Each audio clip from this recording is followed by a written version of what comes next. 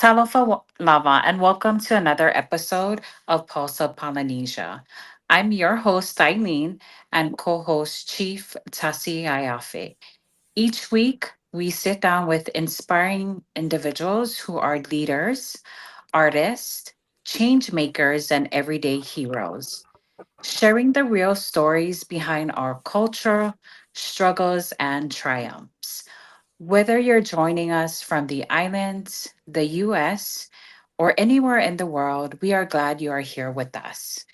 Talofa lava, lotofa, Chief Tasi. Thank you, Arlene, and welcome to our audience. In honor of the upcoming Samoan Language Week, we offer our theme and word of the week is tautua, which in English can be translated as service or to serve. So we will focus on tautua as our theme tonight, as we believe in Samoa that one of the greatest attribute of a leader is, or in our culture, is to serve.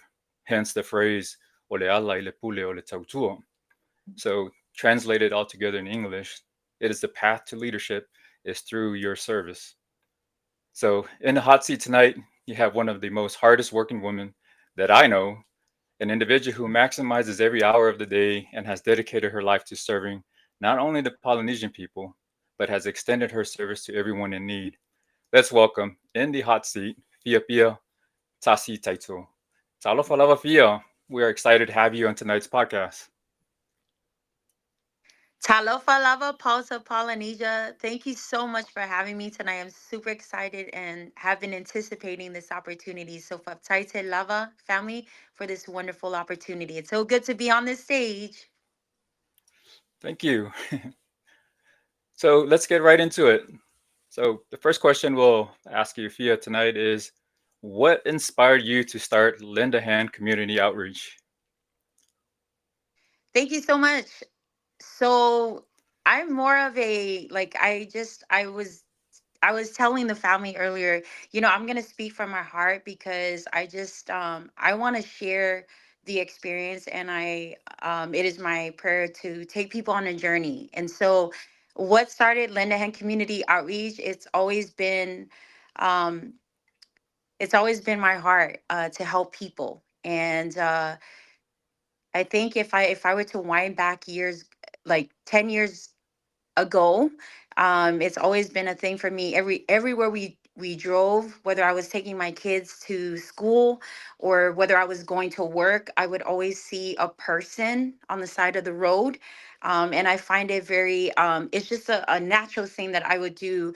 I would just hope that the light would turn red so that I can stop and just hand them, like I would be like looking for things in the car. Like literally if I didn't have food, like at least a penny. Like so it's those things that have been like a continuation of, I guess you can call it like a habit, which is a habit that have become something that I find it very embedded in the heart, that if whenever I see somebody in, like on the, whether it's on the road or at a store just sitting out right outside there, I would just go and say, hey, do you want a drink? Do you want a Mhm. banana? Or just hand them something that would be in my car, like even if it's 5 cents, a dollar, just hand it to them. So as time went on, I was beginning to hear people's conversations about lend a hand, like randomly, like on random occasions.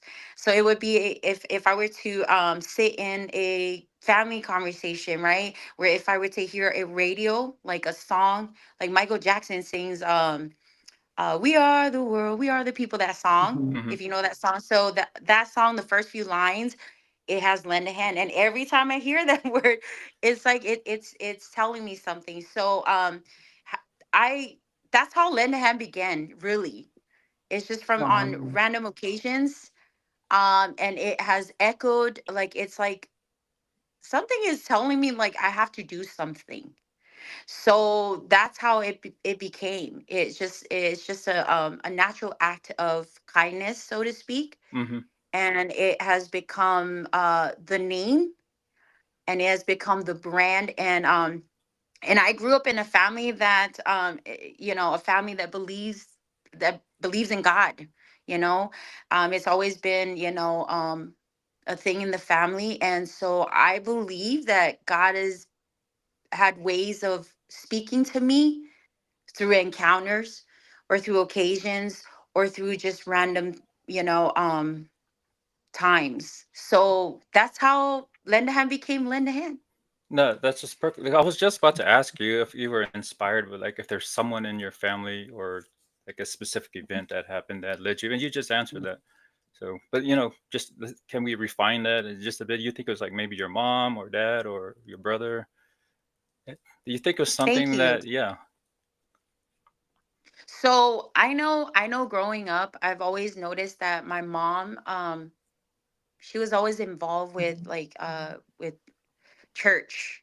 And so and then of course I remember when we were young, I think I was like 5 years old or so. And I remember that my mom would help out with fundraisers and stuff. So she would stay up like late nights, hours, and she would cut up them chicken, Mm, fry them more and do all this stuff. So like I'm just watching mom, and so that has become like a thing. Like it's not just once, but then I've noticed that she's so like involved. Like, she's doing a lot of stuff with the family, falablabes, or church, or maftanga tina, right? Or like, so those were things that I was watching as I was growing up, but it was never a thing that like instantly I would be like, oh, I'm so inspired.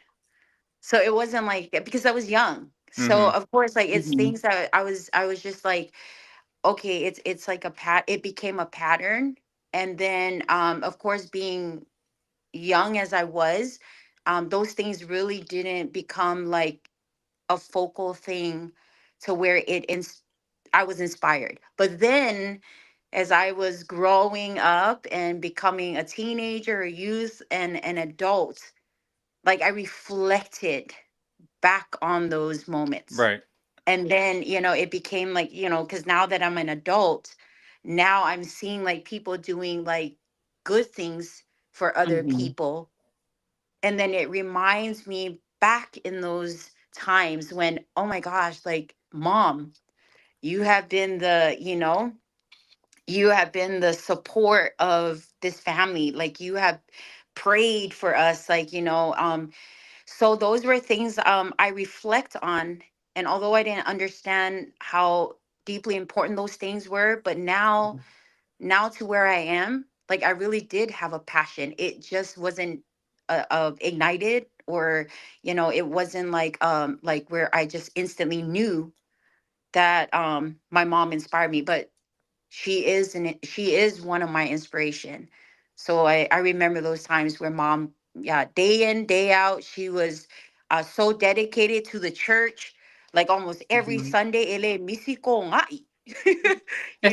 Like the Faife Au is so blessed to have Tuanai dropped off every Sunday. Mm-hmm. Like literally almost every Sunday. I don't think I've seen a Sunday since we were growing up. Like she missed a Right. Sunday, unless if So my mom, was an inspiration and still is to this day. Now that with Lend a Hand, I'm reflecting on how like that has become instilled in me, and now I see and understand. Okay, yeah. So for those who don't know, and the reason why I'm agreeing with her is Fia is my first cousin, and I was, raised, with her mom and her dad living together in Vailo. So that's kind of our backstory. So I Hmm. I've seen all these things that she said. So Mhm. it brings back a lot of memories, and thank you for sharing that, because I mean I can confirm those were the values that I seen, and I wanted to make sure that sometimes those things, those events in our life when we're young seem insignificant, but later on as we mature and we get to this age, we ask, why am I like this? Why do I have these values? Why am I such a hardworking person? And then we reflect back, it's like, oh man, my mom used to be like that, or my dad used to be like that. Yeah. But yeah, so there you go. We know where that spirit of hard work and restlessness, or right? And that you've just echoed all that in this first segment. Okay, Eileen. That is. Yeah, that is awesome. Fian, I just wanted to add, I met your mom when I lived in Samoa. So you definitely, you know, portray her as a woman, as a mom, taking care of her family. Like, she's basically the backbone. So, I mean, wonderful Yes. woman. I mean, great to conversate. But yes, I mean, Tautua, definitely. But yeah, thank you. Phil, what does the name let? Well, you've already, well, lend a hand. So you talked about that, but personally to you, like, what does it mean to you? Like, I know you had touched base, like, it came from, from looking outward, right? To people who are like outside or you're trying to help them. But personally, like, what does it mean to you? So lend a hand is I've so in the journey I Mm-hmm. have, because like a lot of times people would just look at the name Mm-hmm. and not even put thoughts to it, or like just, so I've been in this journey that it's been a journey of journeys. So it's like because I didn't fully understand. Like I said, like there were times when I felt like, man, am I being weird or what? Like I would find myself like talking to myself, so saying that, talking to myself is like I'm talking to, in prayer, I'm having Mm-hmm. conversations.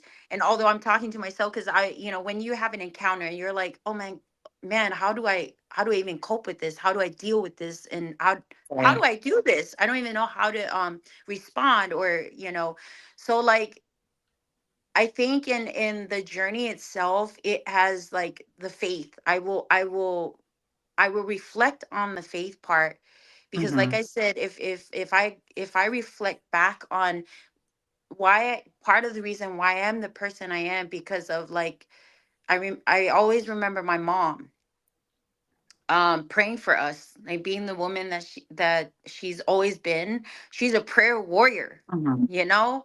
And there were times when, and I will get Yes. to the whole lending hand, like how, like what does that mean to me. So like um there were always times where I would feel my head, like she's like mumbling words of We're prayer, like having. tama fa now. And I would hear, like, and I'm like half asleep, and I would hear the hands go on my head, on my cheek, on my shoulder, on my and this really touched, like it hits home for me, because I will never Mhm. forget those moments, because like, yeah, so I would reflect on those times, to where, like, to where the journey is now in life. And what Lenahan means to me is like it's beyond than just helping someone. Okay. It's much more than just doing something for someone.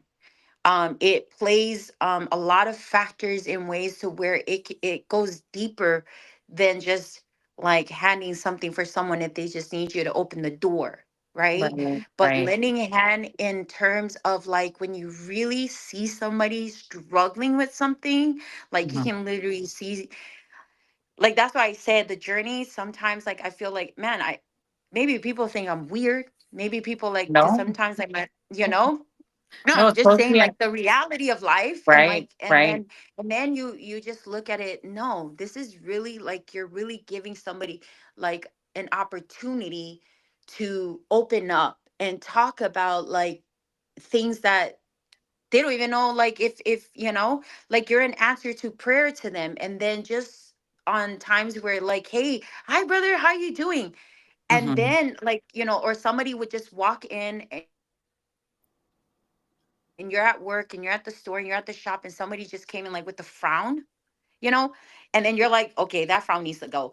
Hey, how are you doing? Like, here I come with a positive so like I think like lend a hand is such an it's such an extensive it's a word, but it's also like just the name itself, like it speaks volume. Lend a hand Mm-hmm. is like it's global. You can change someone's day by just greeting them with a simple hello and just say, how are you doing? Like you just lent somebody an opportunity, right? So that, like, to answer your question, Yes. what does lend a hand mean to me, man? It goes beyond that. Even if I'm just like wanting to, hey, young lady, can I help you with the groceries to put in the cart? Lending a hand, right? Hey, how Right. was your day? Like, or just someone just coming, like, I don't know what's going on in their mind, but then just to, giving them that approach, or that welcoming feeling, like you just lent somebody a hand, and you becoming a prayer to, an answer to prayer, that you have no Hmm. idea what this person is going through. But that frown then becomes like, by the time they leave, they're already like having a little spark of a smile. And then that just gave me like, oh my gosh, I thank Confirmation. you, Lord. you know Thank you, Yeah. Lord, because I don't even know what that brother was going through. But just in that simple fact of just that simple gesture of welcoming, and just making people feel like, hey, you're welcome here. You're there. To answer your question, what does Lindahan mean? Like, that's what Lindahan means. It means everything. you know. Oh, thank So you. I hope that gave you some. No, I hope it, that. it does. It really does. It's more like a spiritual journey, right? Yes. At the Yes. same time, reassurance when you're meeting these, any individual from all walks of life. But yeah, thank you, Fia. Thank Yeah, you. I like how you mentioned that because you never know what trials people are going through on a daily basis. Hmm. But it's Absolutely. interesting that you mentioned that because when we had our call yesterday, I witnessed that and just heard that it was nonstop with you. Like we were having this conversation about today's podcast, and then here you are. There, I don't know how many customers you're like, oh, sorry, cuz, you're back and forth, but it was a constant interaction with your customers. Not only customers, I think there were other folks who are also, doing things in the background.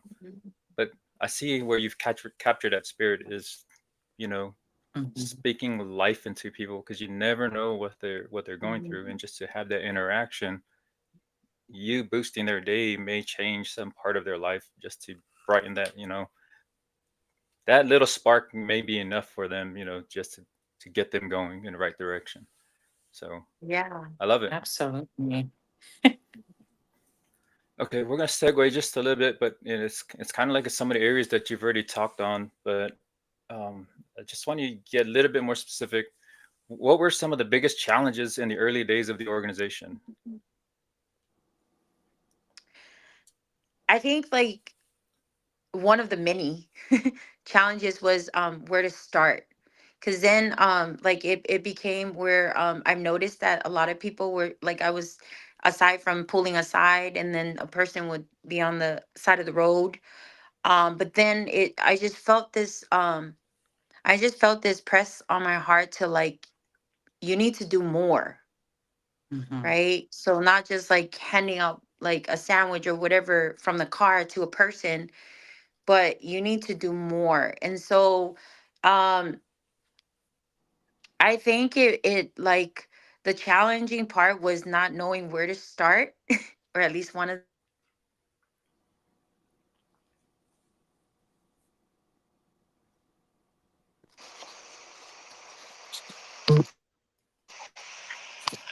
to start. Yeah, Am I there? you're there, but your Oh, I'm sorry, camera's not family. working. I'm You can sorry. hear us Bear though, with me, right, fam. Fia? I think we're having technical difficulties. Wow, that was awesome, Yes, I Arlington. can hear you guys. Okay. Okay, okay. Okay. Um. All right. So back to the challenging. Hmm. Okay, so back to the challenging part is where to start, how to start, like, cuz a lot of questions were like, okay, and then I was starting to have people notice that, since you're doing so much of that, like, since you're doing so much of the giving to the people, like, and you're trying to, like, gather people to come and do, like, making sandwiches. So instead, have you ever thought about starting a nonprofit? Okay. So then, like I said, I just wanted to go and give and serve people, but without the thought of thinking like it would end up becoming like a nonprofit or a charity, so to speak, or an organization, right?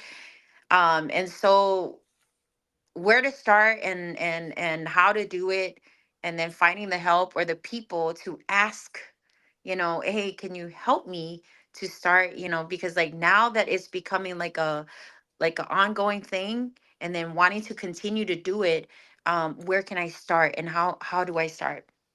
So fast forward, that whole part was like, we got it figured out. We got that part, and divine connections, right? So talk about faith, because faith will move mountains, and faith will like direct you to like meeting the people Mm-hmm. divinely without even think. That's why I said, like, as weird as it may sound, because sometimes I'd be talking about things and people are looking at me like, oh gosh, I don't even know what she's talking about, but it's okay. So I become to be okay, even if people are like have no idea what's going on. So, um, like I said, it's just connecting with the people and just talking, because I love to just talk to people. That's just a thing. And then even with conversations, it's amazing how one conversation can lead to another conversation, and then it brings you exactly where you need to be. And you don't realize that that was your guide Mm-hmm. to what you've been asking for, right? So Yeah. so we're getting to the challenging part, guys, because like that was just a beginning challenge, but the Hmm. real challenge is when you actually get to like now, like these things require work. Mm-hmm. Because all I thought was like making sandwiches. Like I want to go help the homeless. I want to go like just serve people. But that was not it. Like you want to start an organization. You want to do a nonprofit. Yes, I want to do it. I want to do it all. Like just show me how to do it.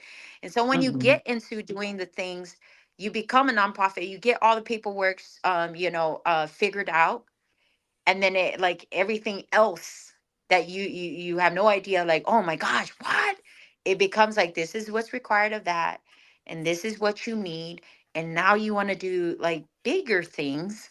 Hmm. Like you're wanting to not just do the homeless, but now you want to do more and camp homes. Like you're talking about like I don't want to just feed one homeless person, cuz I'm over here having conversation with other individuals that have been doing this for longer than I have. I'm new in the game, right? Hmm. So so that's how it kind of like bringing into that, and then learning about like, wow, it's not that easy. Okay, like it's not about just putting, buying bread, peanut butter, because you're talking about, now I was starting to think like, okay, I know this is not just the only way to do it, but then we want to help more people, Hmm.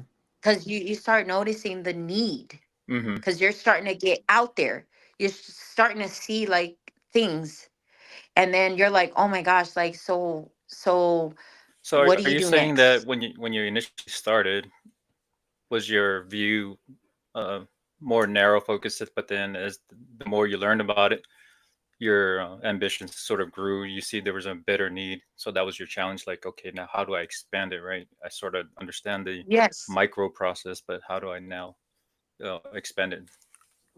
I think that's what you're trying to get yes, to. that's Okay. exactly. Yeah. Yeah, that's exactly what it is, because like I'm like, okay, so in order for me to do this, and in order for us to help 10, 20, 30, 40 more people, like I can't. And then I'm looking at like coming home, and then I'm asking I'm asking my husband, hun, like we have like there's 10 homeless people, and then my husband's like looking at me like, Sole, like where are you getting all the money to feed the our bank account? So like, we're getting to the challenging part, because like, it becomes like it's we're getting into the, the reality of things and what it is required of, right? So I'm like over there like, hey, yeah, we're feeding, because my family would. So mind you, I'm doing all these things, and I never had any conversation with my family that I'm starting to do these things. I'm sorry, hey, Lend a Hand is becoming like a nonprofit, Mm-hmm. hey, and mom is doing this. But anyways, so getting into that, and then starting to have a conversation with the family, like, hey, can you guys help me, because I'm getting like all these people that I'm getting into these spaces. Hmm. where I'm noticing there's such a great need. Mm-hmm.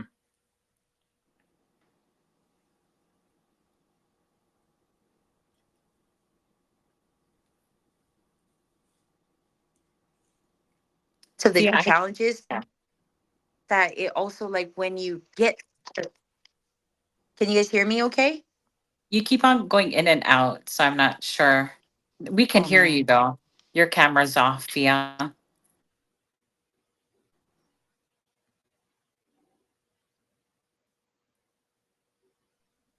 Yeah, I think you just have a weak signal, Man, but you're we need coming to in and have out. another prayer because Okay, there you go. all right. Are we there, family? Yep. All right. So I think like just to we're good. Can am I Mm-hmm. back We're on? good. Yes. So I think like just the beginning stages of like starting this lend a hand, like there was already like the challenges, but it's not, we're not talking about the, as you're elevated along the way, you'll start noticing that it becomes like great. Like challenges become even more like in different levels of, you know, what you're going to be facing, if that makes sense. Are you guys Yeah, hearing? it Yeah, does. we can hear you. Okay. Yes. Right, I just want to make sure. So yeah, that's, it's just now we're talking about like as we got as we've like we're starting to get into a month in now of doing it, a second month of doing it, and then you develop, you're starting to learn, you're experiencing. And then with lend a hand community outreach, it went from feeding the homeless to now like what are some of the other stuff, because I still felt the need that I need to do more. So before we became like the food distribution agency that we are, before all of that, it started off from doing the homeless feed. So it was like Mm-hmm. a Mhm. one-on-one person, and then a couple more person, people, and then a group of people. But then little that I knew then, I didn't even think like this thing was gonna take off and became like the thing, like where we get to haul loads of food in a semi truck, Mm-hmm. transitioning from one county to another. And then we're Wow. talking about challenges, right? Because like I have no idea like what I got myself into, and then learning that oka like it, Yeah, just all it the logistics that involved, and yeah, I yeah. can't imagine, starting from scratch. Like, okay, I have a concept, but now how do I get the trucking in involved Yeah. in moving all this to the people? So let's talk about the trucking, right? Because interestingly, now we went from these phases of like the parts of talking about feeding the homeless, and then Hmm. feeding the homeless, and then you end up at like connecting with people that have been doing feeding the homeless for years, but not at that scale of doing distribution um the way I've experienced it. Because like I'm talking about connecting with people that have been working in food banks. Mm-hmm. So they're like, this is where people would go in, and then they would give people, like people would go shop. They would go, but they're very, like there's always, what do you call it? They're only in specific areas. So not everybody can come from one county, would go to another county and just get, so they have rules, just put it that way. So you can't like your food bank has, you have to be getting food from a food bank that is within your county, if that makes sense. So So versus, I'm assuming there's some tracking system to make yes. sure that, okay, huh? Yeah, so yes, so there's a way of how they there's a system of how things work, and what they can do and what they can't do, where they can go and how much they can take and all that, right? So like I didn't know any of that stuff. Like I just went, like COVID happened, okay? So from learning, cuz we're talking about 2017, I think it was 2017, was when Lend a Hand became like, I would hear the name and so on and so on. 2018, I started talking about, like, people would tell me go start a nonprofit. And then that happened. 2019, we became established as a nonprofit. And Mm. then as the years went by, 2020, COVID happened. That's when everything like took off. Like people were just doing things like epic things, and so that's how, like, for art, like the journey has been like crazy. It just felt like I went from here to here to here to here, and then now doing something that I never thought I would be doing. But then because I wasn't afraid to do it, and it was more of like, the opportunity came where, even though I didn't know the whole scope of how things work, how the system work in the food industry, or in, these organizations that gives people food, but I just knew I had the heart to like give people, like to serve people, Mm-hmm. whether they're hungry or whatever. What became a simple act of kindness to somebody, to a person, to then a group of people, and then to feeding the mass. Like, that's what I'm talking about. Like, it's crazy, but then at the same time, you're challenged, because like you don't know how everything works. But then I'm the I was finding myself like I just said yes because there's food, and in my thought process, there's somebody that needs the food. Like, there's food because there's somebody that needs it, so I'm just gonna say yes. I don't know how I'm gonna do it, but we're gonna say yes, because even though like this food is available, I don't have a facility, but in my mind, I'm thinking, but there will always be a way. I just don't know what it is, but we're just gonna do it anyway. So those were some of the challenges. There's a lot more, like, Arlington was talking about the logistics part of it, but like that's a whole nother thing. Mm-hmm. No, I like that, like how you shared all that, and I appreciate you. These are like sensitive subjects that most people don't want to share, but I'm glad you were able to share that with us, because people will always look at the success story, like, oh wow, you're Mm-hmm. here, but then very seldom you have people say, what was it like? What were the challenges you went through? But that's why we wanted to ask you, and I'm glad that you shared that with us. But before we go to our next question, Eileen, I noticed we have some comments Yeah. from our Um, audience. Can you pop up some of those questions? yes. So we have several questions. One you already touched based on, from Honolulu Girl. Like, she's asking, what lessons have you learned as a leader and entrepreneur that you wish you knew when you first started? And then the follow up is, how do you balance business and your family life?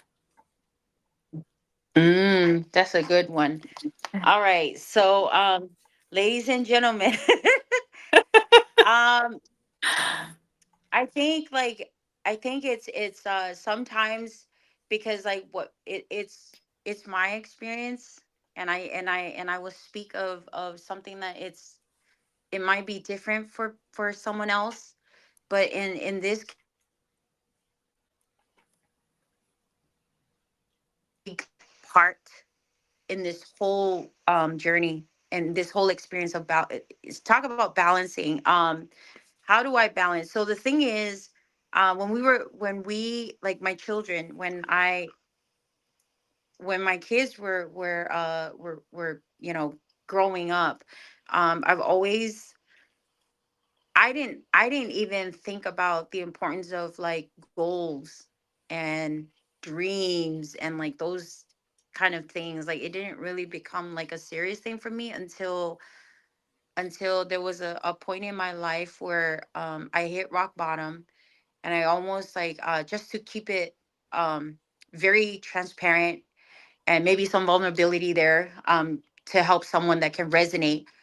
There was a point in my life that I almost walked out on my marriage because life was becoming very difficult, and I was young too. Like, both my husband and I, we were like it's still in the early stages of our marriage, and like you go through it, and then you try to work it out, but then you still find yourself like lost, like not knowing, like, is this it?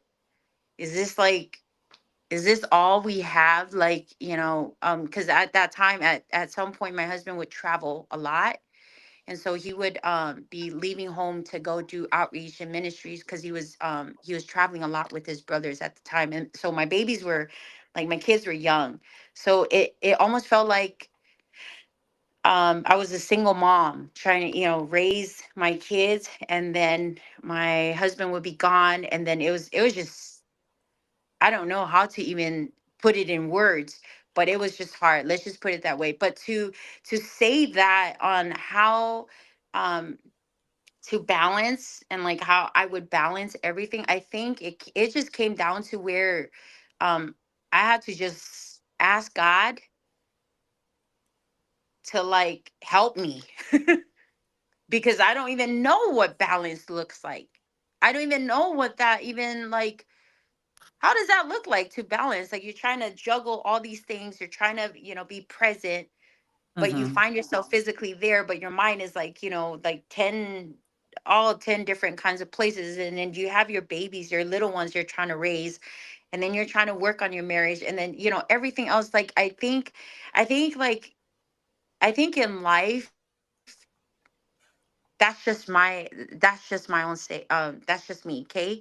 And it's not the same for everyone, but I think at this point, like, where I don't think people would, like, solidly balance life, because, like, there's a lot in life to where I don't think there would ever be like a solid balance, but you just have to juggle, and you just have to work it, and you just have to, like, if this will be a thing that will help me or help my family, then I'm just going to work through it until it feels somewhat balanced.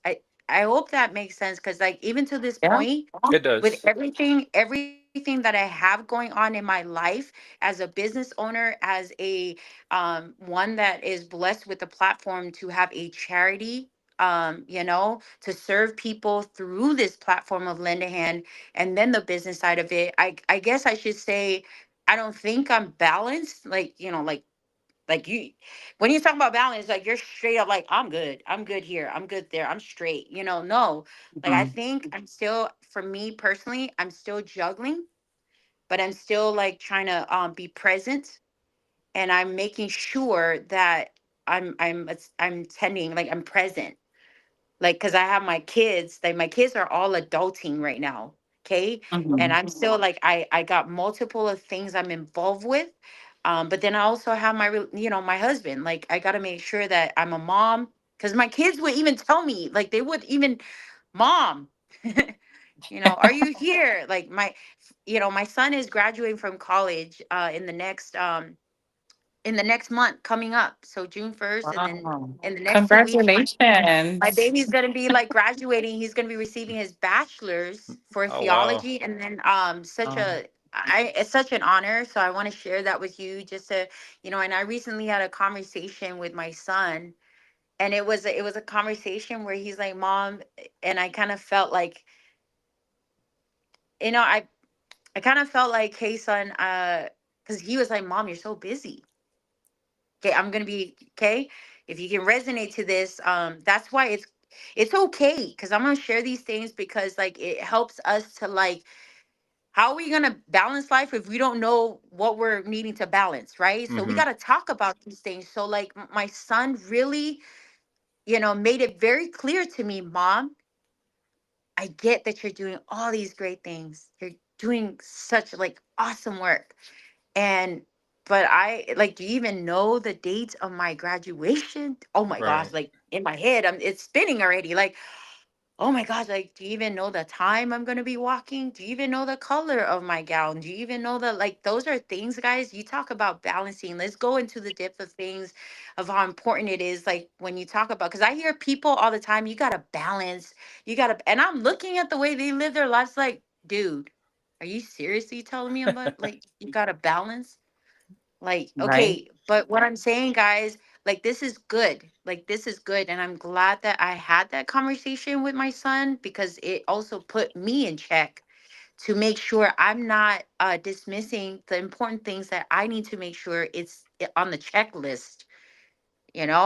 So like it never, it really got to me. And yes, I shed some tears. And my son was like, Mom, I just want you to be present. I just want to make sure, like, like the color of my shirt, like, come on, like the shoes, oh, to the T. And I'm like looking at this boy like, oh Lord, I thought quiz was all done, but no, these kids are like, they're paying attention, like they're Right. watching you. No, you're exactly right. So balance, guys. So I would say, Self how do, care. if for the young lady that, to answer your question, how do I balance? I'm still trying to balance life. If we're gonna put it like that, I'm still trying to balance life, because like I had an encounter, and I'll talk about that at a little later of a time during this time. But things that you go through, and then you find yourself like, like unexpectedly. But I'm still trying to balance life, but I'm here. I'm making sure now more than ever. It's like my kids are growing, and I don't want to miss out. Yeah, no, So to make congratulations sure, on your son. And I like what you Mhm. said that because we get so involved in our own lives and in our own pursuits of our businesses or, whether it's a hobby or just things that are personal to us that we want to achieve ourselves, but then at times we neglect. It's not truly neglect. It's because we feel like I raised my child to be independent and I'm proud of them that they're standing up on their yeah, own and they can do it on their own, but then they also have needs. They still want you to be a parent. And I hear the same thing from my daughter because there's some of the events that she says the same thing. Dad, I told you about this event. And I'm like, yeah, you told me yeah, that like a couple weeks ago and I've already forgotten.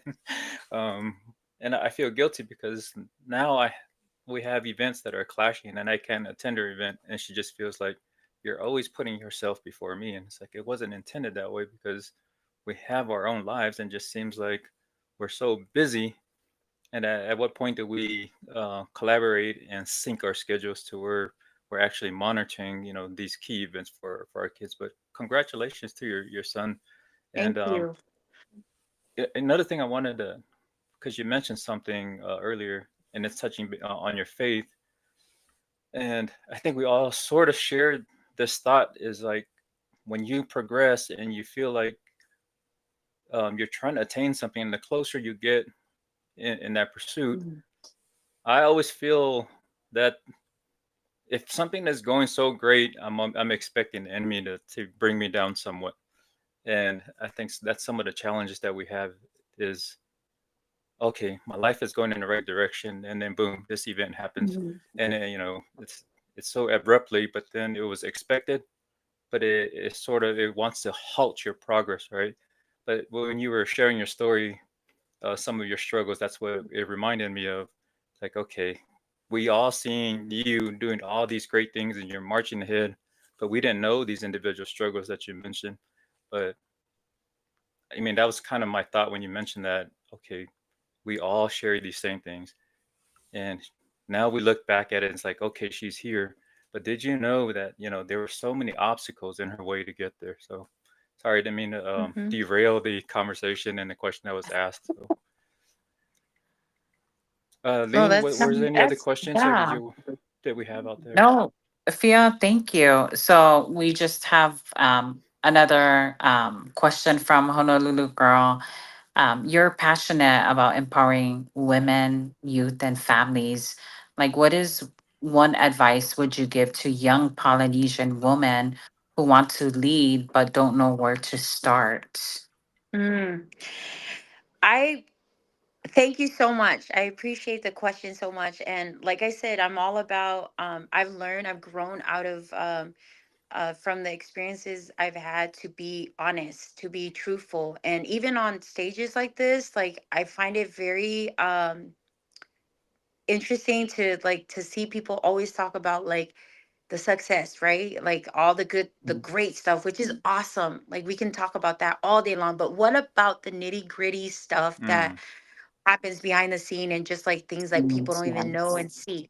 So like I wouldn't say advice, but my biggest encouragement is to just, because for me, like I'm very passionate in helping people. So like I just find it very fulfilling to just even if it's just telling somebody you are awesome. And that's my love language, is the words of affirmation. So like that is very empowering, because you don't realize how, like, even how you communicate that can change someone's like whole aspect of looking at life. And I've witnessed that from time and time and time again. So to like for our Polynesian, like, not just our Polynesian women, but women in general, and just any uh women of color, right? Because I love people.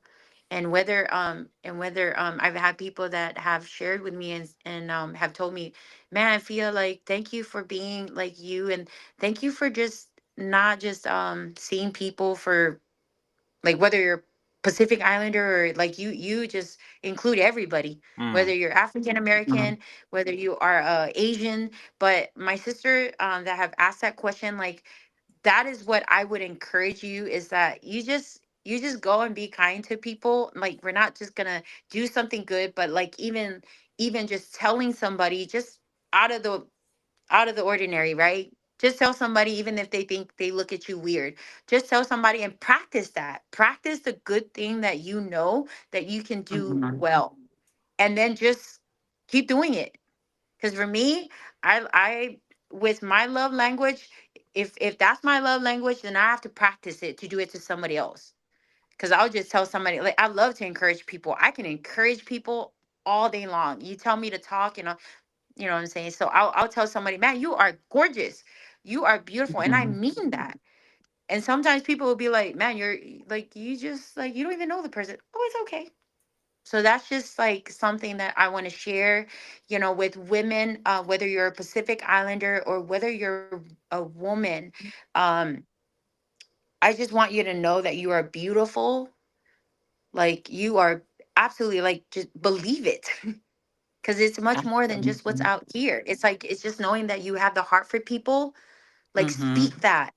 Let somebody know. That's empowering, like, women. You can empower any woman, I believe wholeheartedly, like, with what you do well and what you do good. Just continue to do that, because that's empowerment in itself. Thank you. Oh, thank you, Fia.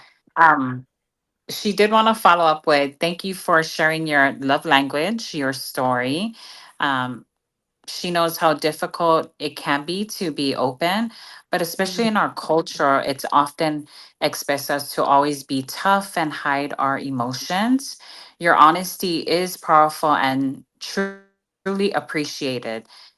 And it makes perfect sense. Word of affirmation. And you have such a genuine heart for helping others. Thank you so much. And one more thing I'm gonna share with the sister. It's like, I've learned, because I'll tell you this. Um, at some point in life, I try to toughen it up and try to, but the thing is, you're making it harder for yourself even more to not even open up. Hmm. So I have Yes. learned to, Yes. like, it's okay to not be okay. And then Mm-hmm. you just have to, like, the way I coped with it, because I was like, there's a lot of things that I've been through in my life that it was like very, like, things that would trigger, and things that would, like, just um prevent me from speaking the truth, because Mm-hmm. of, things that happened in my life, and that caused me to not talk about those things. So it's just a matter of, like, you're going to go through things, but it is okay to also know that it's okay to not be okay. But what's not okay is um to seek support, and to find that, because for me, I had to talk to myself. And like I said, it's different for everybody. Like, for me, it went from talking to myself to noticing that, maybe I need to talk to God in prayer. God, Mm-hmm. help me. And that's what I did. And that's what I did. I cried out and I say, Lord, help me. I'm crazy. Am I crazy? Am I not? Like, and then that became, like, to where, like, I know that God was orchestrating things on my behalf, as I came to the understanding of how powerful faith is, and how much it, like, faith plays a big factor in my life. it was where like I was encountering divine appointments with people, strangers that I didn't even know, that helped me and say, sister, it's okay, it's okay, you're gonna Oh, be okay. So I hope that helps to the beautiful sister that is asking that question.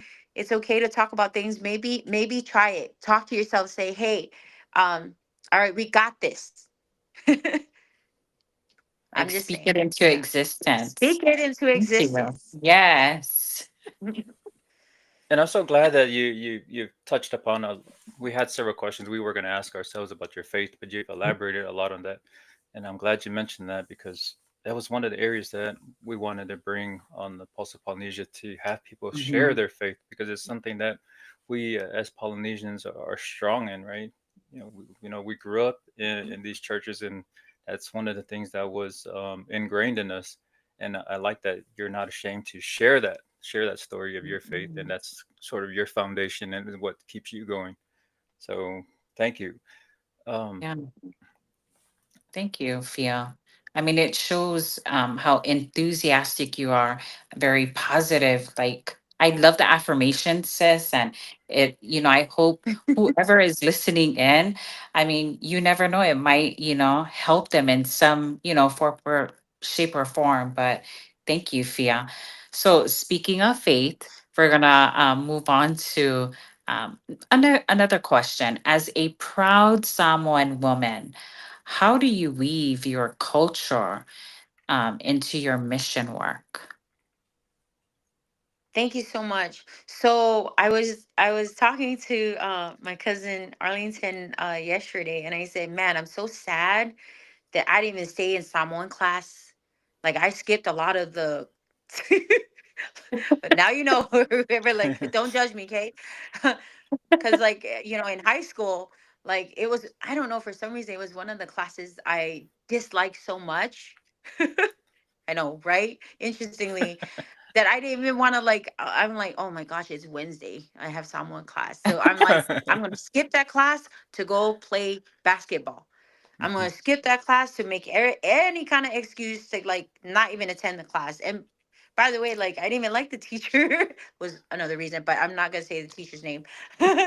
But like um to to say that that I'm sad is because, like, again, I was very young. I was very, like, like in my own little, like, I didn't know, what was good for me and what was important and all those things, like, whatever, I'm gonna do whatever I want. But like I wish that I paid, that I took those times seriously more than ever. Because now it's like, oh my gosh, everybody talks about the beauty of like our culture. The Samoan culture is so, and I would Hmm. hear people and I kind of like, oh my gosh, like I'm like, they're talking about the culture. And if I had someone that is not a Samoan that would be asking me, like, oh, so I've seen like all these Pacific Islander. I went to the luau and I went and said, you better not ask me any questions about anything that has to do with, like, like we'll just leave it like that. Like, and then they start asking, like, so what does that mean? Like, the tribal, and because I saw the man with the ole malua, they're talking about that, like, oh, they have that, and then it tells a story, right? So it's when they ask, like, it tells a story. I'm like, uh-huh, yeah, oh my gosh, like, okay, anyways. And I'm like, how am I going to respond to these people? So that's why I said, um weaving the culture into what I do with the community. I then became like, I wasn't like, I wasn't going to beat myself up anymore because I Hmm. skipped all the Samoan classes and because I didn't pay attention. And my uncle was the pro, Arlington's dad, when we see us, like, I know that he was big on, heavily on, when it came to the culture. Uncle Peter Val was very, like, he's knowledgeable, filled with so much wisdom. Like, he was like, oh, like, you talk about like someone that knew the culture. It was definitely my uncle Peter Val, you know so like that was one thing that I'm not going to say I regret, but I'm glad that it happened in a way, because then I'm looking at it in the positive ways, that okay, it's okay, because then we can, we now, it means something to me. Hmm. Okay. now that Yes. I'm starting to, I'm still here, I'm still alive, I'm gonna admire it, and I'm gonna be grateful that there are people that are still carrying the values of our Samoa, the culture. Mm-hmm. So then if somebody that is a non-Samoan comes up to me and say, what do you know of the culture? And I say, you know what, brother, I'll tell you this. Yes, we do have a beautiful culture, and I will honestly tell you, I may not know entirely the scope of how the depth of this Samoan culture that I have, and but I'll share this with you, that I know that the culture, the Samoan culture, yes, it's beautiful. And the one thing I'm Mhm. going to tell you that just like encapsulate the whole thing is the culture of respect. Mm. Like that is the one thing I'm going to tell you that just sums up the whole thing. And then I feel good about myself. And then I'm like, you know what, I am proud of myself that, that, because that also is expressed in our culture, in our Samoan culture, Mhm. ole Mm-hmm. falo alo, right? It's a Right. big thing. So then we'll leave it like that, and then they're like, oh, I say yes. So there you have it, ladies and gentlemen. Yeah. So to weave, to say that, that's what I share with the community when it comes to my to sharing about the Samoan culture, because they admire my personality. And Mhm. then I would hear people say, man, we love the islanders, we love the Pacific Islander people. I have friends, that are Samoans or Polynesian, and they're so respectful, like they're so respectful. And like, and the one thing we love about the culture is that is the time when they know how to throw down when it comes to the feast, right, the Mm-hmm. food. Like, and Samoan people are happy people. So that is what I I um I contribute to the community, Right. is the culture of respect. Because like they may not know like what the tanua and all of that, because I had a gentleman, and I'll share this. I had a gentleman that was interested in the tanua, because I have Mhm. in my store, I was selling the tanua, right? And he said, hey, young lady, can I make salad and mix it in the, okay, that's another thing. Can I mix the salad in this tanua? And I said, oh wow, I'm starting to sweat, right? Because if I say yes, or if I say like, I think, but then again, I had to pause and say, well, I think it's like it's important to do the research, because Mm-hmm. like these things holds value, and there are, it symbolizes something that we hold dear to our heart when it comes to the culture. So I mean, how would you feel if it meant something to you in your country or in your culture, and somebody would Right. come and say, so he said, oh, okay, I just thought I said because it's a nice bowl, and I could like, anyways. So we left it at that, okay. So then so it's examples like that, why it's so important to still learn about your culture, because people are always like keen, and they're always open Mhm. to wanting to learn about why is our culture so important. So that's how I would um share the culture, is the respect is like the biggest thing. And I think like it's more so like because they may forget what the tanoa and the fue means, or or the traditional ceremony of some kind within our Samoan culture. But what's important is that if we can cultivate respect, I think that will be a great sum up for if you want to know about the culture, that as far as with my knowledge and to my knowing. So No, it's perfectly said, but then I would say don't feel like you're selling yourself short or you're short on your yeah. Mhm. understanding of your culture, because from a broader perspective, we we categorize your actions in your community Mhm. service as under tautua, right? Like we go back to Yes. the meaning of service, right? You mentioned Yes. your mom was the inspiration because she served, and here you are, Yes. whether or not you understand that you are serving the community, you're serving the people, you're meeting their needs. That is a large part of our culture, the humility, the respect, the hospitality. So Yes. all of that falls under, in my eyes, the umbrella Mhm. of Totua, right? So I think that there's a balance. There's a lot of people who practice the culture, but they're not involved in the service act. But the way Mm. that you've given back to the community is probably a hundredfold greater.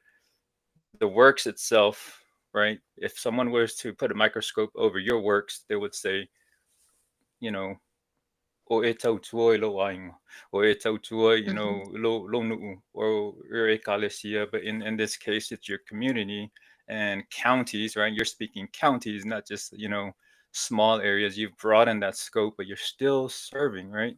But then you mentioned it earlier, I'm not limited to my Samoan people, right? I'm serving my Samoan people. I'm serving the Polynesians, Mm-hmm. but I'm serving, all these other ethnic groups.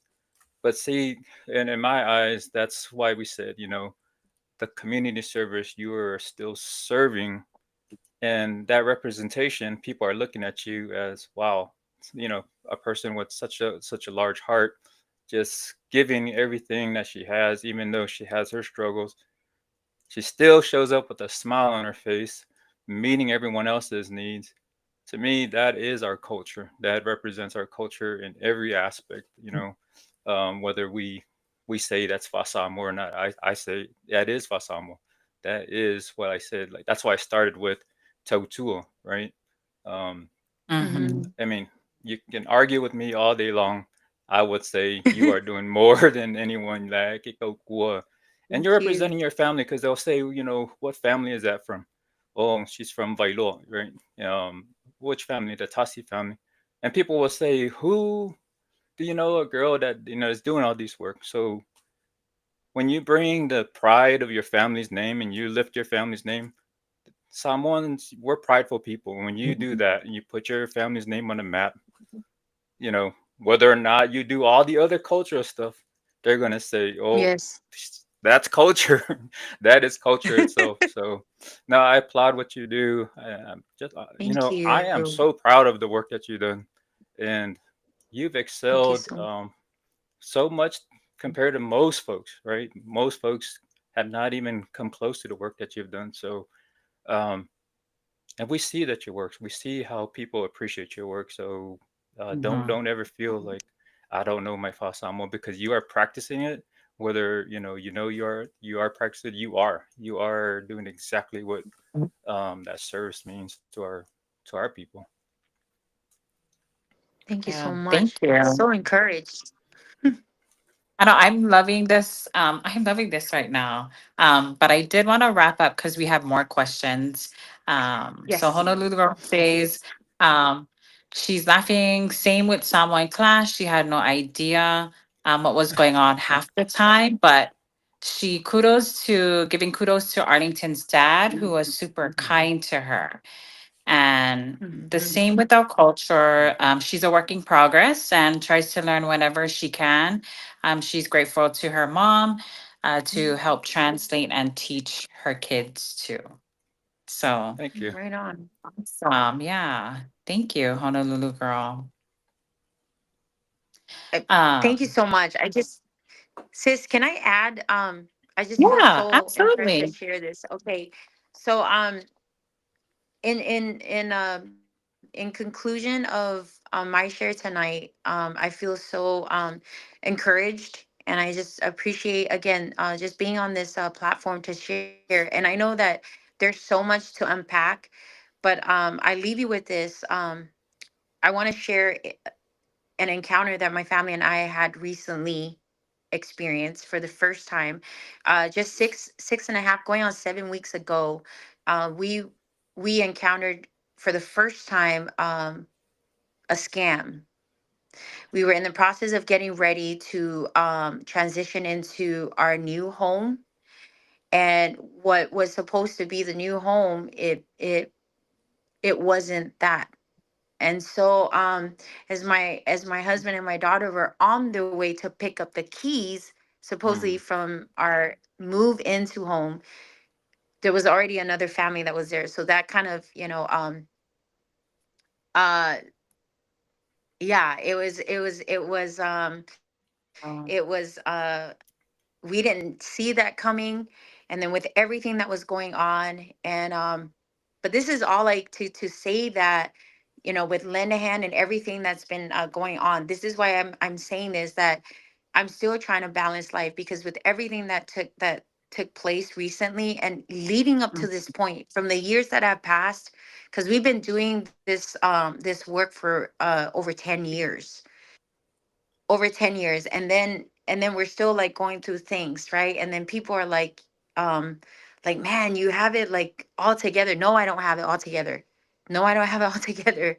But I will say this in hopes that it will bring someone that, if you have experienced something like that, because what had happened was 7 weeks ago we were partially homeless because of that encounter. Because of that Wow. encounter. So, and I love that my cousin Arlington said, and you still have that smile on your face. Mm. The journey is so painful right now that it's through that smile and through doing the things I do in the community and trying to balance my life at home and everything else. It's like therapy to me. I got to be Mm. out there. Cuz if I'm not out there, then I'm going to lose it. And that's just the transparency of, I'm willing to share this wholeheartedly. Why? Because I know that someone who may be going through stuff and you may be at the thread or at the Mm. very last, like, I don't know, Mm-hmm. but you need to hear this. So, whoever that is, like, I'm going to tell you this, like, I didn't, this is why I'm like, I got to talk about it. I got to share this because like people would be thinking like I have it all together, but I don't. Okay. Mm. Like I said, my family and I were partially like homeless, but thank God that there were people. This is why it's so important to, get involved, serve your community, because there are people that God will place in your life that will come through and be that answer of prayer for you. Amen. Amen, Fia. So you see why my faith Mm-hmm. plays a big factor, because I can go on and hopefully to come back on and share about the journey, the challenges and everything else we went through. But guess what? We're still here. We're still here Mhm. by the grace of God. I want to share that with you. Partially homeless, everything, in the middle of needing to relocate my business to its new location. And then there was all these stuff going on. I'm telling you, if it wasn't for the faith part Mm. of it, I think I think I wouldn't even be here. I wouldn't be here. But we're so grateful because of that service. And I told my kids, I'm so grateful for my community. And I'm so thankful I still stayed the course and I still serve, even though that you guys may not understand why I do the things I do. Yes. Because God will use those very things to one day also be that answer for prayer to you. And it someone was an answer to prayer from the community. Right. Mm-hmm. And so when that encounter Absolutely. happened, it happened. But with everything that was going on, like we were in between sleeping in cars in our vehicle Oh. to having that space. like I'm sharing this wholeheartedly because it was either that or like, and we have a Saint Bernard, couldn't leave the baby in the car, so me and my husband, between him and I, one of us had to sleep in the car and one had to sleep in the space we were in. So guys, listen, that is life in its reality, okay? Mm. And I am not ashamed to share that, because you know what, because I care for people. Whoever needs to hear this, I'm telling you, I go through it too. Okay. And that is why this is the message I want to leave with you, is that I hear you, I see you, and I stand with you. And you are not alone in the journey. You are not alone in the journey. This is why it's so important to know that you have something that's in you that is very special. And that is what I want to share with you. And I'm still here because of the work that's been done in the Mm-hmm. community and for the community. It is so important. Tautua, like my brother was talking about, the Tautua, because it's biblical, family. Mm-hmm. God has called us on this Absolutely. planet Earth to serve, and whatever that is, be kind to someone. That's an act of service. Tell somebody that they are amazing, because it would probably be the only time that they've heard some good words coming out of someone that's just approaching them, even if it's a stranger, to tell them that, brother, you're not alone. I hear you and I see Mhm. you. Don't give up. So that is my I just wanted to share that, and I felt so moved to share that. And whoever's watching tonight, I hope that will bring you some a peace of mind and some Mm-hmm. sense of hope, knowing that if you need help, get help. If you need to talk to somebody, find somebody to talk to right here. Pulse of Polynesia, reach out to them. Yes, That's thank my you, sharing for Fia. now.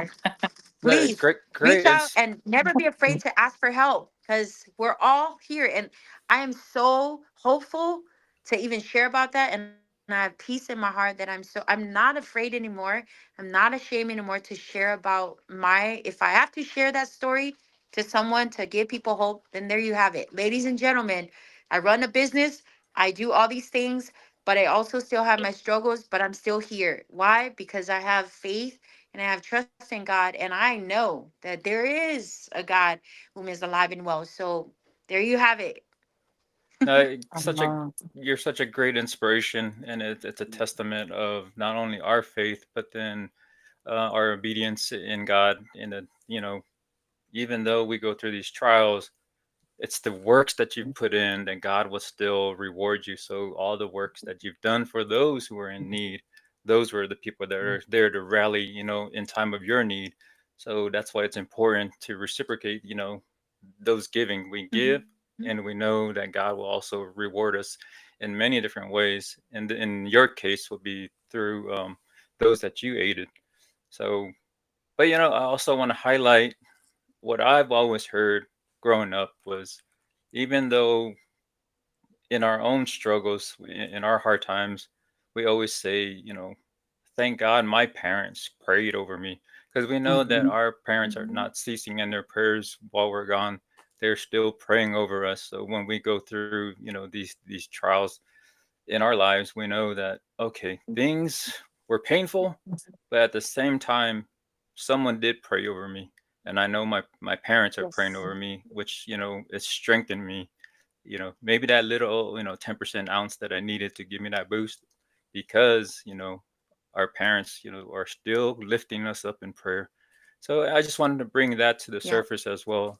And, but I do want to say thank you to all those who, reached out and helped out Fia during her tough time, because Mhm. it wasn't one of Mhm. those things that, oh, I helped you, and where are you during my time of need. So I'm thankful for those who stepped up and helped her during her time of need. Did we have any comments Thank there? I've you. seen a few things pop up, Eileen. We did. It was from none other than our Honolulu girl. She's saying, Fia, you carry storms in silence, speak kindness through heartbreaks, and stand in grace when life is heavy. That's not just strength, it's faith in motion, and you're amazing. Thank you. Thank you so much. It means a lot. Means a lot. And Fia, I love your story. One word that popped out was resilience. Mm, Whatever you were going Mhm. through, resilience, I mean, your faith in God and what you put out into the world, like you're giving, and look how God works, right? When thank you for being vulnerable and telling your story, sharing it with us and to the world. That Thank you. that God is the center of all. And, through prayers, yeah, like Brother Arlington was talking about, parents, I thank, so my household, just strong Catholic upbringing. So my grandma, my mom, full on prayers. And it continues through me and my sisters and my family. So, yeah, thank you. Thank you. okay, so we're gonna try to segue into the arts of love. So, what inspired the creation of Arts of Love and the PNW Radio podcast? Thank you so much. So all in a nutshell, the Arts of Love birthed from the work that we've done in the community through our Lindahan community outreach for 10 years. We haven't had had much support as far as with grants and such. So like I said, all of that was is just a learning, the navigating, trying to get people to help us write grants, and then they come in, they go, they come in, they leave, they come in, they're like, well, if there ain't no money, then we ain't gonna be there, right? And I totally get it. People gotta work, they gotta earn income, and they gotta live, they gotta survive, and I get it.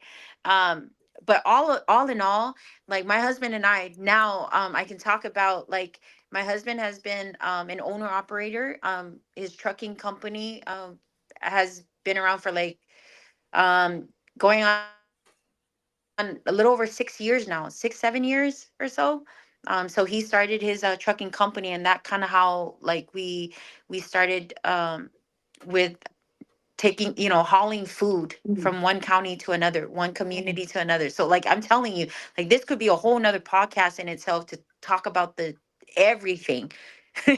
Like you want to talk about logistics of challenges, okay, like that will have to be another podcast. But the arts of love is something that in all of that, a pastor came up to me because he was like witnessing. We had an event that was happening, like we had lend a hand community distribution going on this big parking lot at a church that lent us the parking lot to go do the distribution, and this was like mid COVID, right? So Mm. everybody was afraid to come out of the car, so we would be like setting up like all these food that was being hauled and delivered on this parking lot. And then the pastor that came that day, he said, how do you do all of this? Like, how do you fund all of this? And I said, and of course, I'd be like, by God's grace.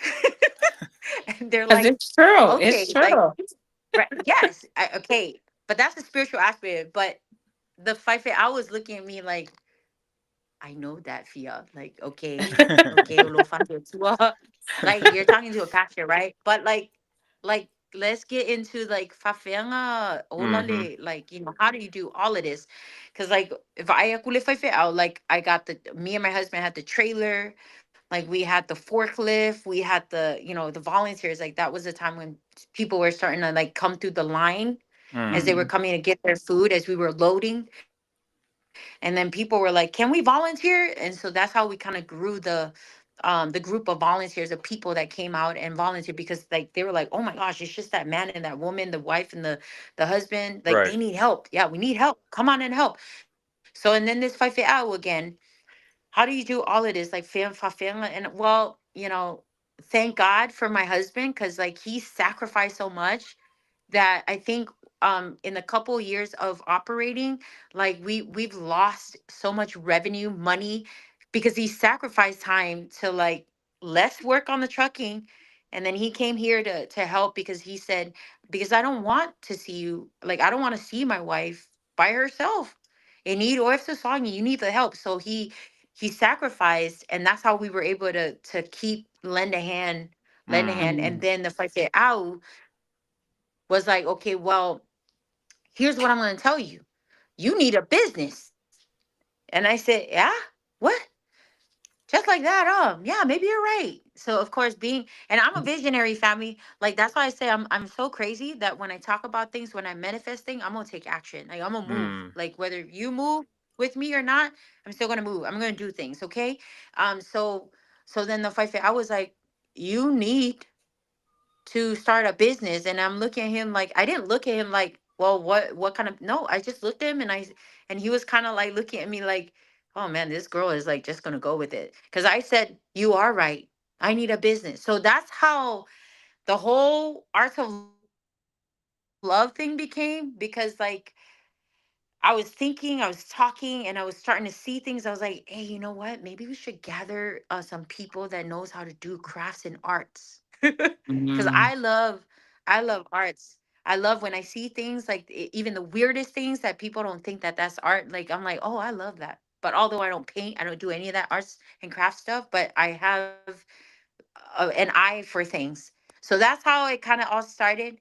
And then I started watching these these these live, like where people like would go up and like $5 ring, $5. And at that time I had $50,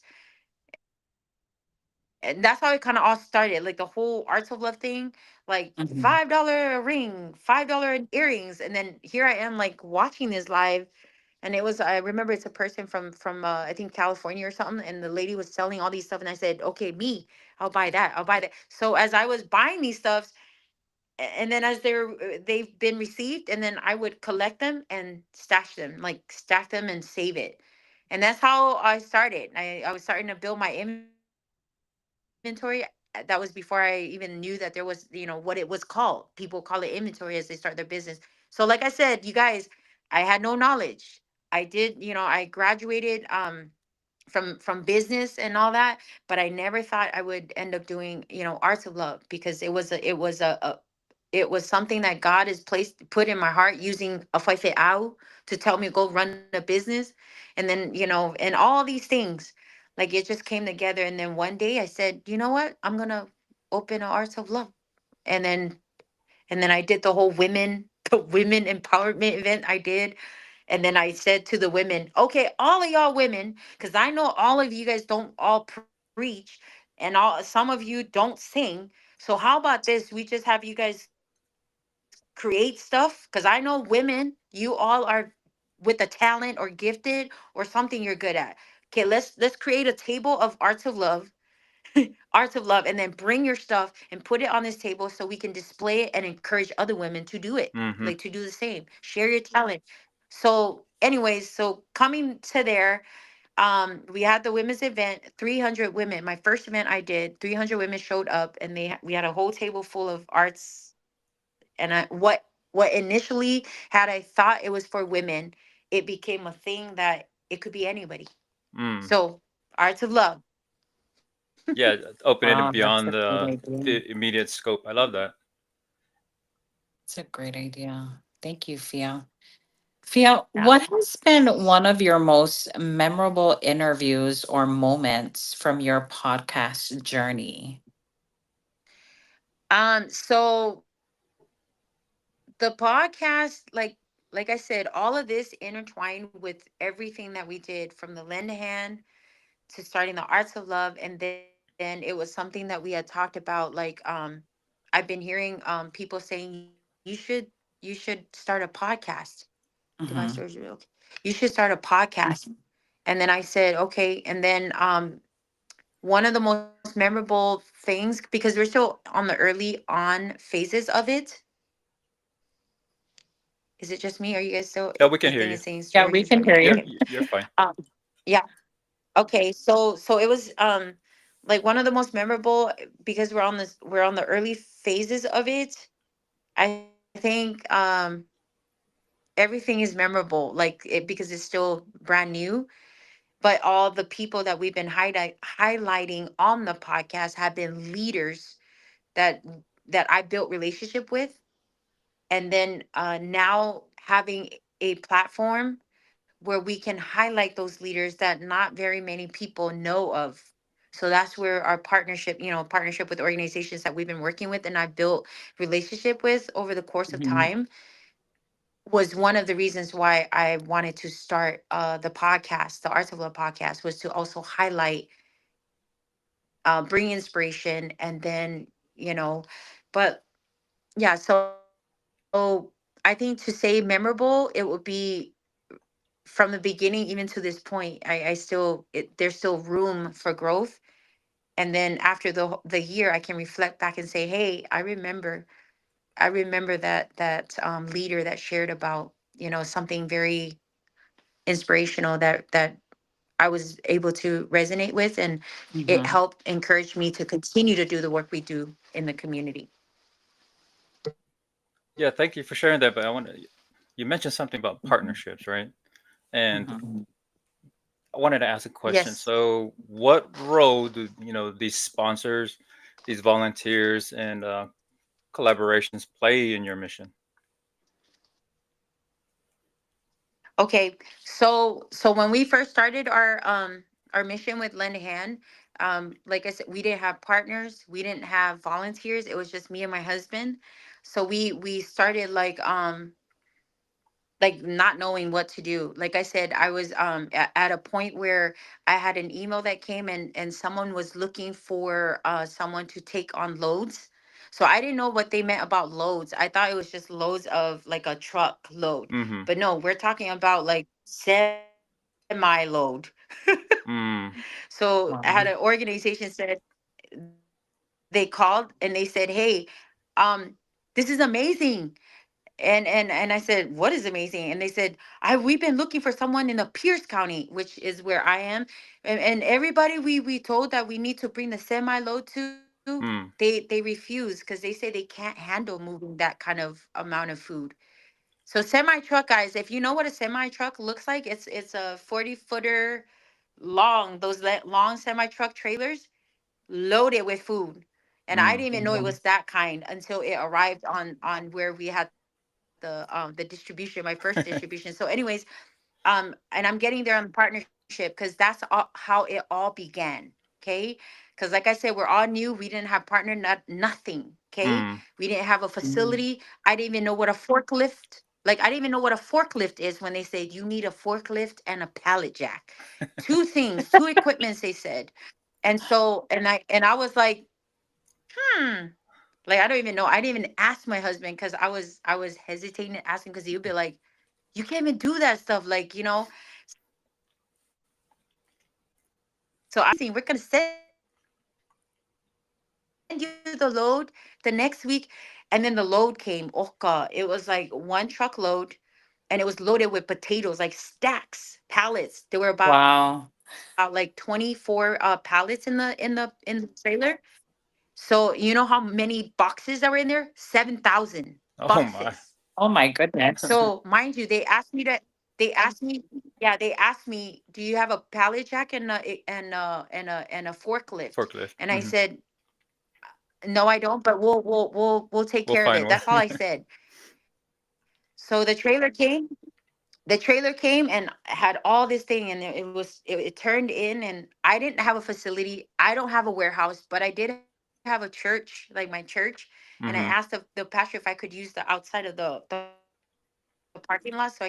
And then no volunteers, nothing. The truck pulled in, and then the guy Wow. that ended up driving, that was delivering, he ended up helping us because I said, hey brother.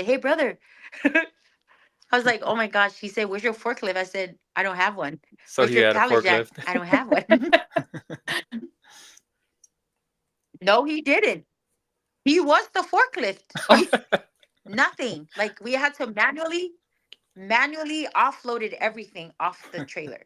Oh my gosh, that's hard Uh, work. that was the beginning. Yeah. So 7,000 boxes of onions came, potatoes and everything. But the partnership and all of that, the early stages of our work, like I had no idea, no kind of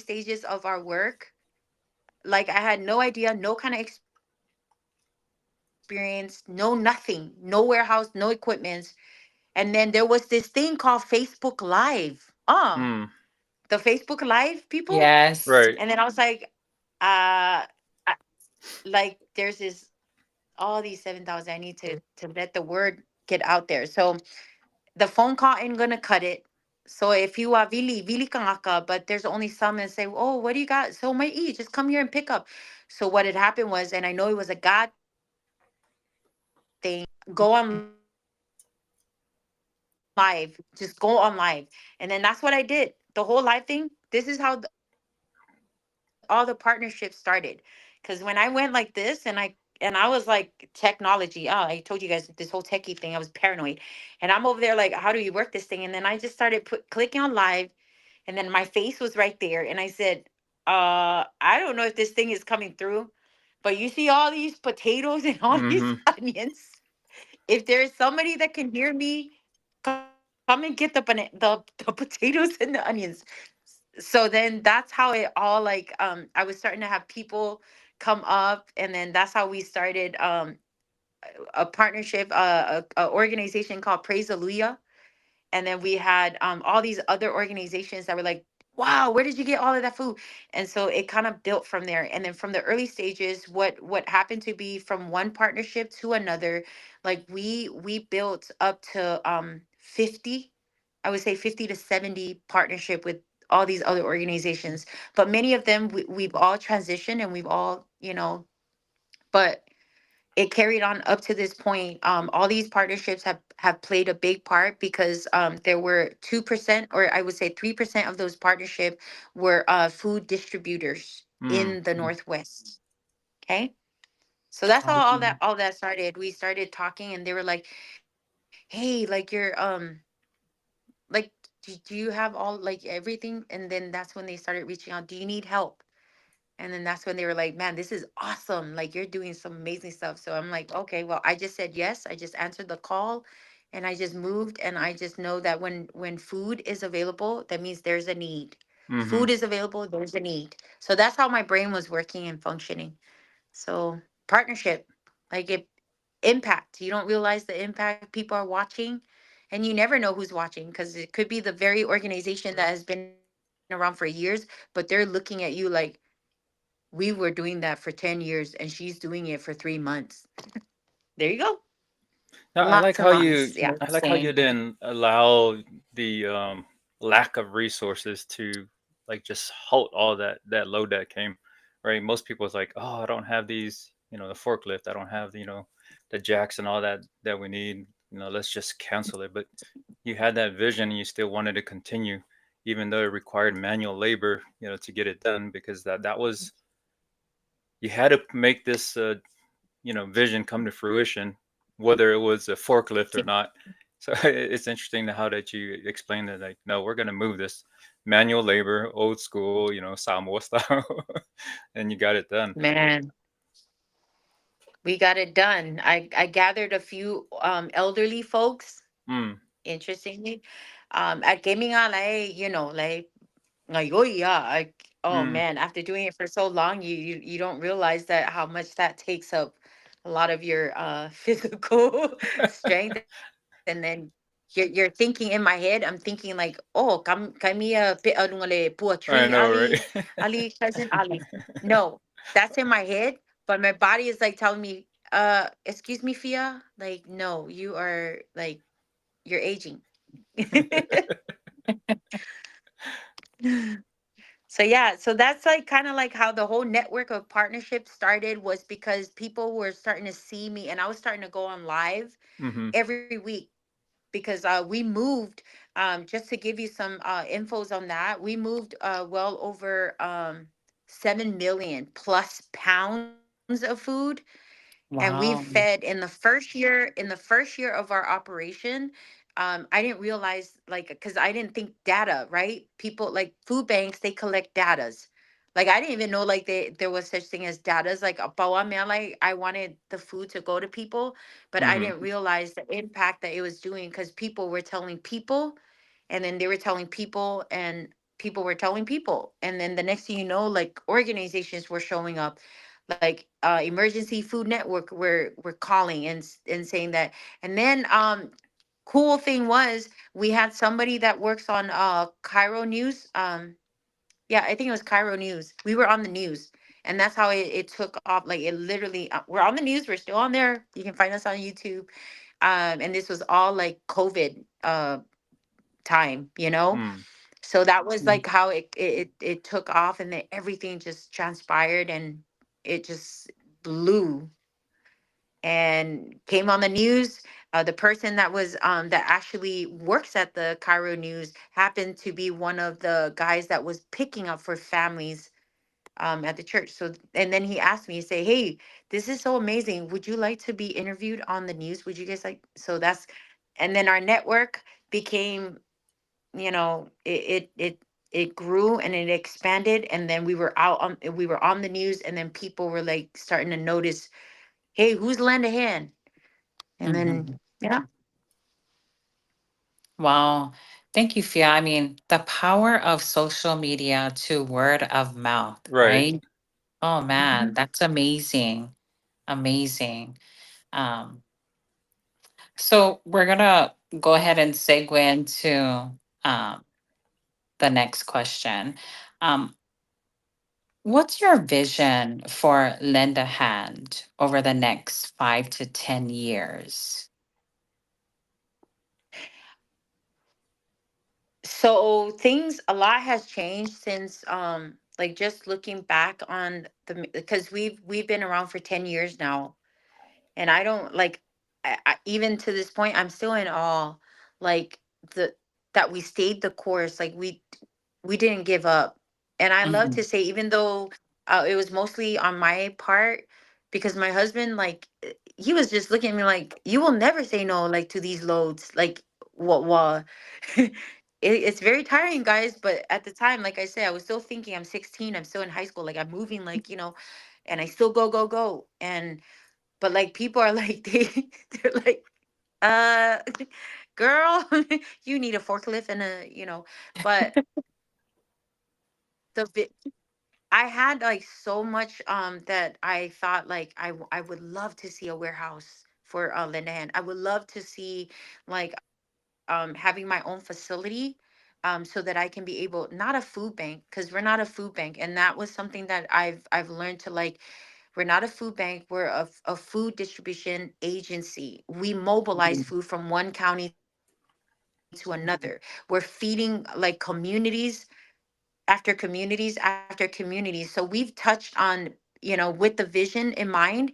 Like I'm looking at it, it became like from feeding the homeless, the one person, to a couple people, to a group of people, to organizations, to hosting events, to being on, like, it went viral, like literally. Because we have a platform, our Lendahan platform holds, like, there's 30,000 followers. So that's a Wow. lot of people That's that great. are Yeah. watching, and how it grew from like five, right, that were following, to something that was much more even bigger than what I thought. And so like that whole thing became like, I'm like, man, we need a bigger space, because everything was mobilized.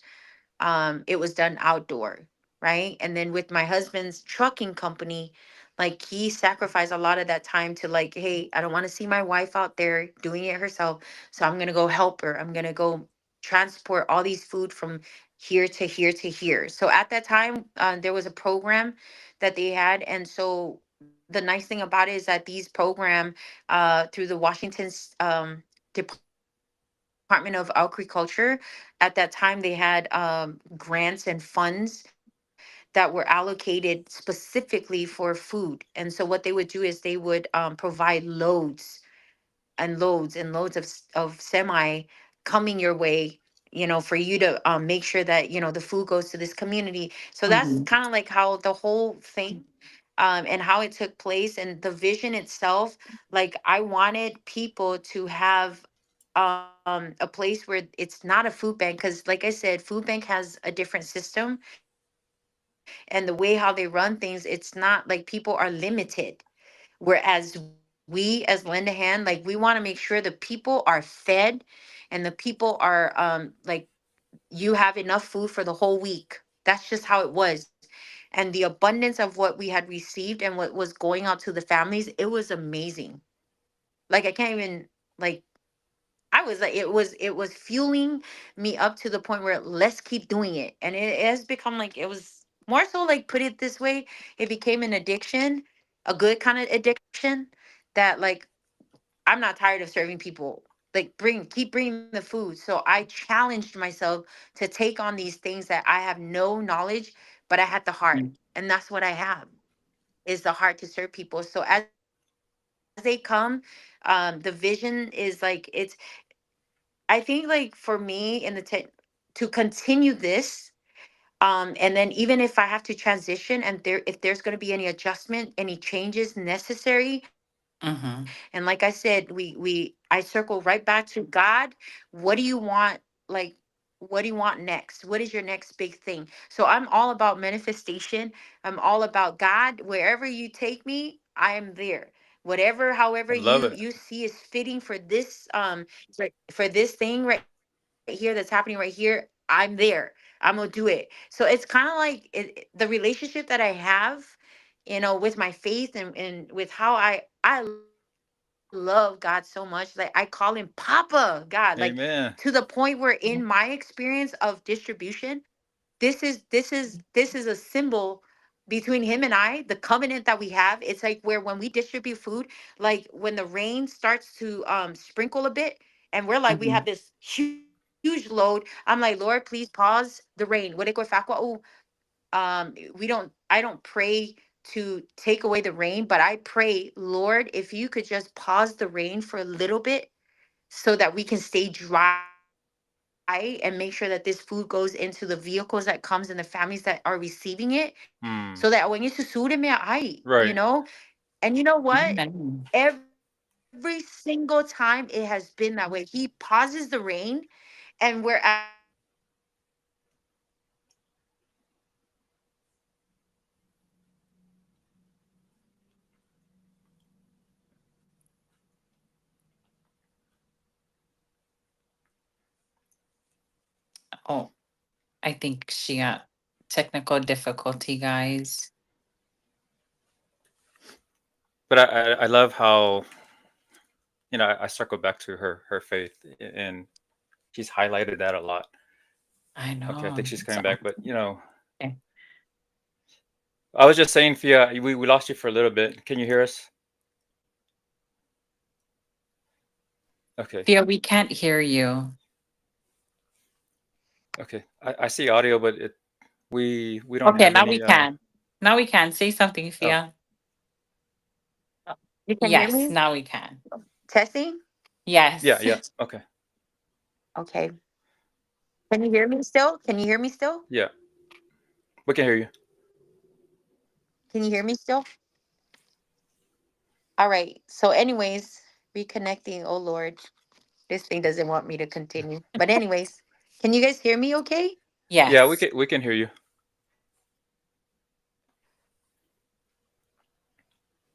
All right.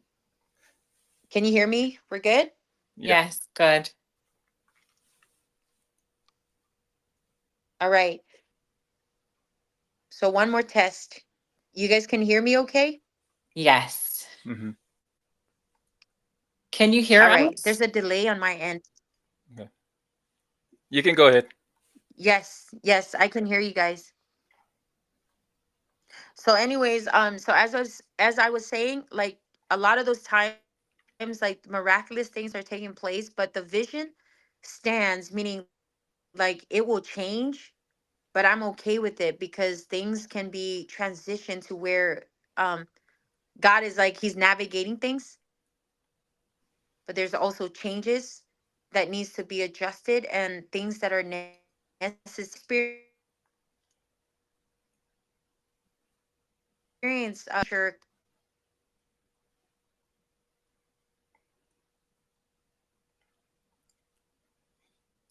Fia, I think we got disconnected. Fia, we can't hear you.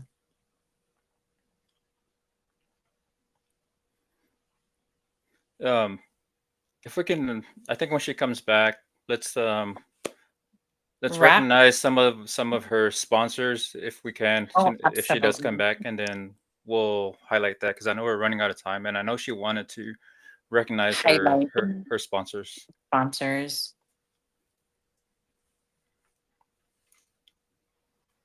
I mean, what a great, I mean, yeah.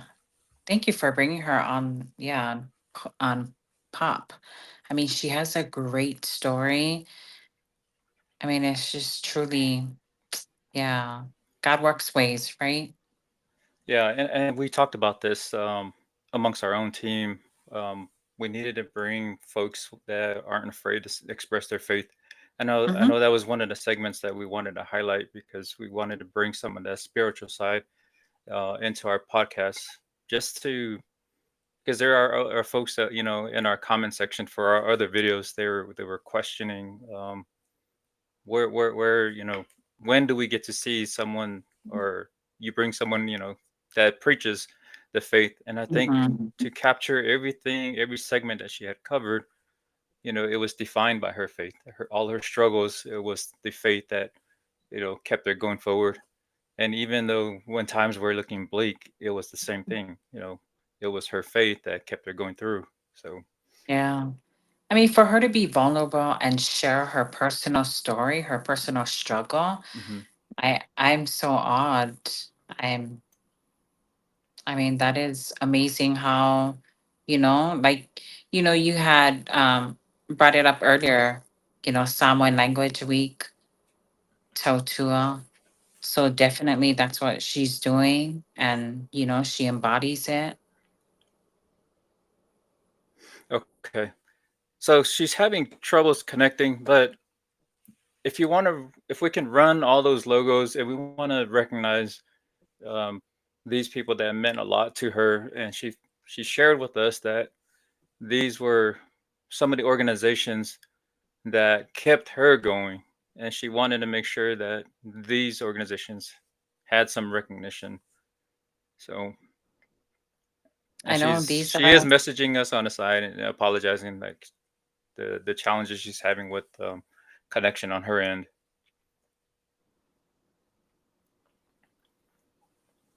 Okay, so since we don't have Fia, and I want to thank everyone that's out there for tuning in, for those who shared your comments, and Fia, if you can hear, this last part of our segment, we are grateful to have you tonight and sharing your experience with us. We commend you for such a great job in giving back to the community and our Polynesian people. So we wish you the best out there, and we're here for you and anything that we can offer to assist you and all the organizations that you're involved with. And turned over to Sister Eileen. thank you, Chief Tasi. What a great podcast we had with Sister Fia. I mean, for her to talk about her journey, her spiritual, uh, encounters, and it was just amazing. I mean, all around and individual. Behind the scenes, she gave kudos to those. But I tell you, I mean, one thing that I learned about tonight is faith. I Mm-hmm. mean, faith has kept her going strong, and um, her being resilient in every aspect of her life, it has shown. So, and it goes back to prayers, right? Her mom praying over her parents. Mm-hmm. Right. And I feel like in every Polynesian or Micronesian or um, all individuals, may it be Christianity or not, I mean, we all have faith. Without faith, I think the world would be chaotic. Mm-hmm. Um, but as in closing, you know, thank you everyone for joining our live tonight. Definitely, um, follow us, word of mouth. But definitely, we'll be back same time, same day, Saturday, with a new person in the hot seat. But thank you. And again, to God be the glory. Amen. So have a great night, everyone. Fa so Bye. cool.